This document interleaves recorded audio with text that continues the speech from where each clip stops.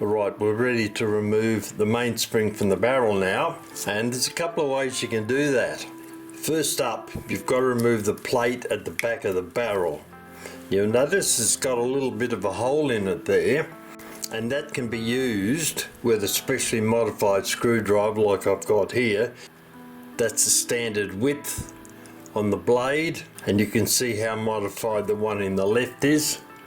That's been modified specifically so that I can slide it into the barrel like so, and then lean down on it and it'll pop it up. I can then take the lid off. That's one way to do it. Another way, to whack this side of the arbor quite hard on your bench, smack it down there. That will move the arbor up a little bit and it'll loosen the cap off. The third way to do it, give it a couple of quick solid whacks on the top of the arbor, and that will force the cap off like so. Look at all the grease and crap in there. Well, good hope. You can see there's a lot of excess oil in there. Now look at it shining down there, down across there. That's all excess oil, which we'll have to clean up. Right, now the first thing we do now that we've removed the cap from the back of the barrel is to find a sleeve that will fit so that we can constrain the mainspring into the sleeve. We can then easily remove the mainspring out of the sleeve, and we've got the mainspring out here ready to be cleaned. So this is how we remove the mainspring from the barrel. Check the size of the sleeves, and that one is a bit small. I think this is a better option. You'll notice there's a little bit of movement around the place there up to the side of the barrel, so we'll use that guy. Alright, we'll bring the mainspring winder into focus, and there we have it. Now first thing we do, that's better. So the first thing we do is we slide the sleeve with the open end of that slot facing out over the top of the mainspring winder. Then taking the barrel, we undo the chuck and then reverse it and tighten the square ends on the winding arbor. Tighten that down onto the chuck. So what we're going to do now is we're going to acquire a nice thick leather glove, because what I'm going to do is I'm going to hold the barrel with my glove, then I'll reverse the flow of the winder so we can wind up the spring inside the barrel and compress it so that we can slide this sleeve on. Now this is where we slide the sleeve on. You can see that lug there goes into the barrel, and the end of the whole end mainspring, because this is a whole end, it's not a loop end, which is the type of springs you normally see on an American clock movement, because they don't have a barrel. So this is a whole end. We want to be able to slide the sleeve in either side of that lug there, and we'll do that once we've tightened the spring up. Right, so we'll just start tightening the spring up, winding it round. There we go, that's come down significantly. And now the sleeve, a little bit more yet. That's tighter. Now the sleeve will fit over, there we go, that's got him. The gap in the sleeve is now on either side of that lug there. Now I turn the sleeve round about quarter. Whoop, that one took off already. That was pretty cool. Save winding it backwards. I better check that lug to make sure that that lug's alright. Nope, that seems to be alright. Alright. So the problem now we've got, because this mainspring's jumped out, you can't see the hole there that I can put this hook into so that I can unwind it. So what I'll have to do is I'll wind this spring back into the barrel here and then turn it round and see when it clicks and get it to attach again. Actually, alright, that's not working, so I'll get a firm grip on the sleeve here and I'll slowly turn the handle and see when. There we go. You can see that's the end of the spring that I'm looking for. So what I'll do now is I'll let the sleeve run round in my hand, and then I'm going to put a screwdriver in under the side of that. I'll take that off the winder first. I've got him. Move the winder out of the way for the moment. It's over there. Now I'm going to slide a screwdriver in under the end of the spring there and see if I can lift it up a tiny bit, very gently, and then see if I can pull it out a little bit. I might have to use lock-jaw plier. That's pretty tight. Nope, that's not going to move. Alright, what I'll have to do is I'll get my other glove and then I'll press the spring out slowly like this, pull it out and let it unwind in my hand. Alright, I'll remove the spring now and I'll put it on the winding arbor, hold it there, and you can see there's no pyramiding. It's come out nice and straight. So what I did initially, while the spring was still in the sleeve here, I used the end of my hammer, my bench hammer, put it in behind the sleeve and working round slowly, work round the outside like so, hitting it on the bench, and the spring gradually came out about a halfway or a little bit less. Then I was able to push with my finger on the back of the winding arbor there to push it out. Then I was able to slowly unwind it like that, and it came out, and there it is there. That's not a recommended procedure, but sometimes things happen that you have to know how to handle the situation. Alright, we'll get ready to clean the spring now. So we'll put it back into the spring winder and I'll reverse the flow so it can spin backwards. Now how we're going to clean it is we've got a piece of scourer pad here that I've soaked in some kerosene. You can see it's dribbling out into the bottom of the container there. Alright, scouring pad goes over the top of the top and the bottom of the mainspring, and then I rub it up and down like so, pulling the mainspring towards me.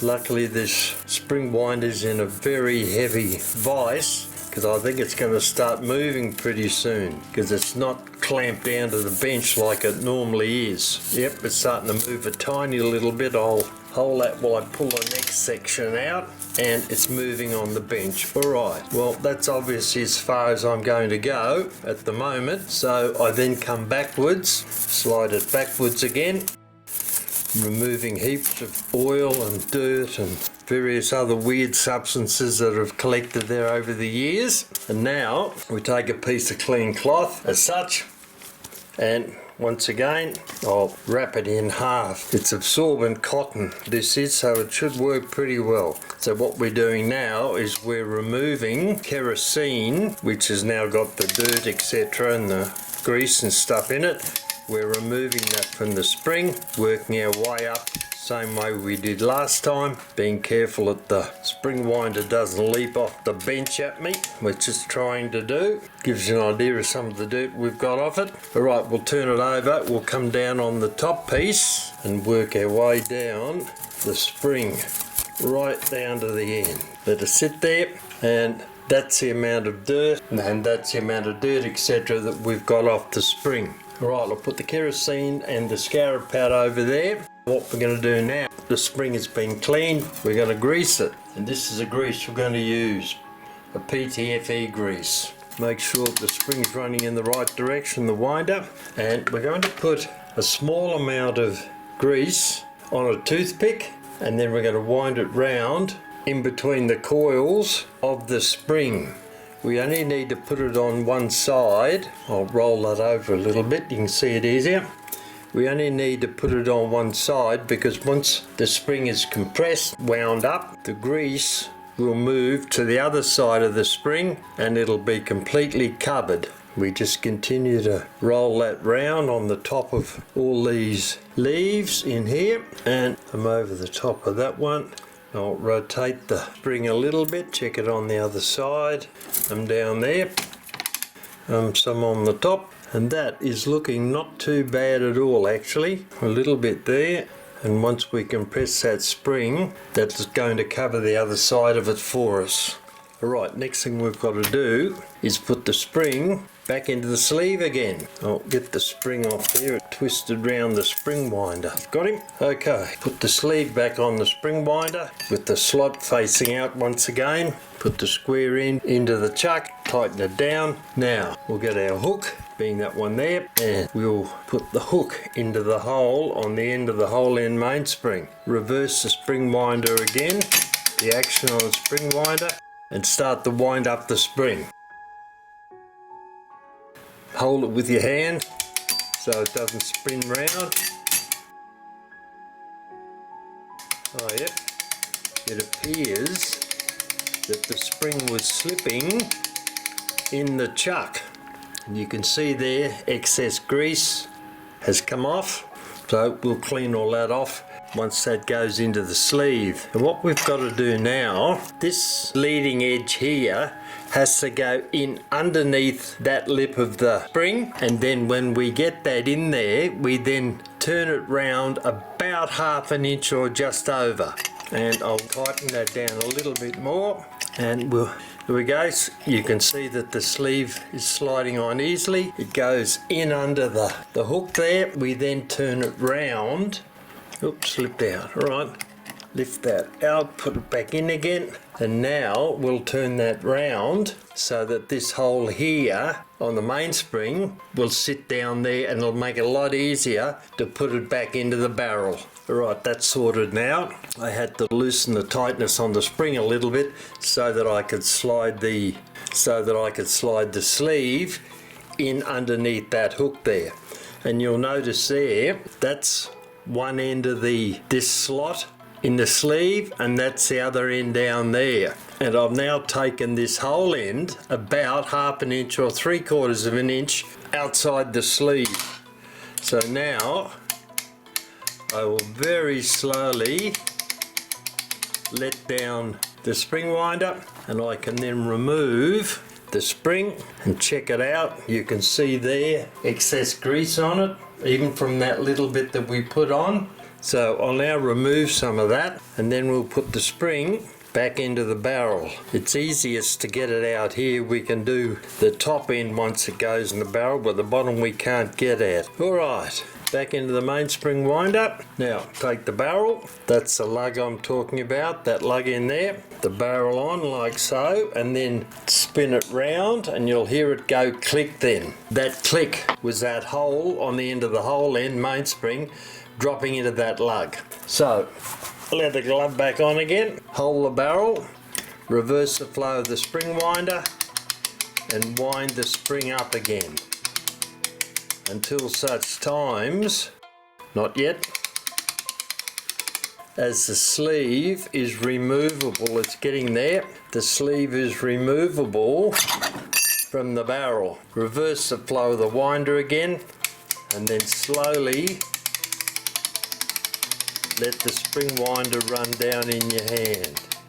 Alright, glove off, undo the little chuck there, and there we go. There you can see the spring inside the barrel. There's still a little bit of excess grease on there, so I'll wipe that off like so.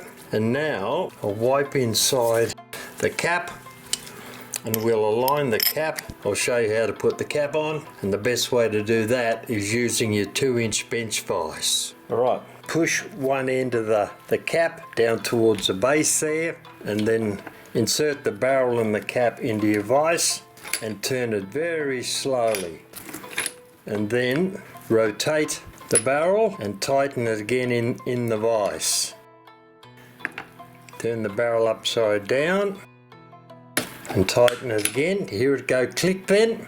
There is your barrel cap, nice and smooth. You can see it's nice and flat all the way around there. And the mainspring has now been removed, cleaned, greased, and put back into the barrel, and that is now ready to go back into your clock movement when it's ready to be rebuilt. And that's how easy it is. Remove a mainspring from a barrel, clean it, grease it, and put it back together again.